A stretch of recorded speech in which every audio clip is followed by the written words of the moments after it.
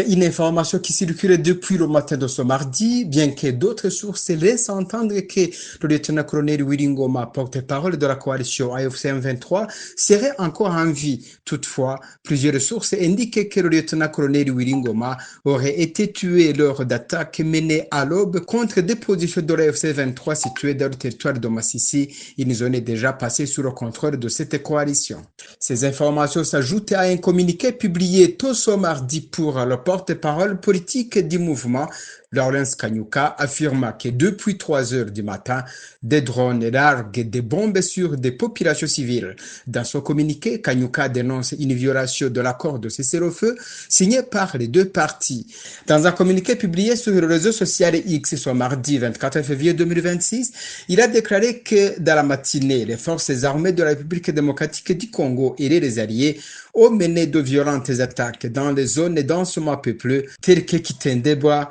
Kashiche et Kideveri, situées dans le territoire de Kalehe. Selon lui, la poursuite de ces attaques révèle la volonté des autorités de Kinshasa de semer la peur, le chaos et la mort parmi les civils. La FCM 23 appelle les Congolais à rester vigilants et à suivre de près l'évolution de la situation, accusant le gouvernement congolais de violer les engagements pris dans l'accord signé par les deux parties. Des observateurs estiment par ailleurs que ces attaques risquent de compromettre l'espoir qui commence à renaître au sein de la population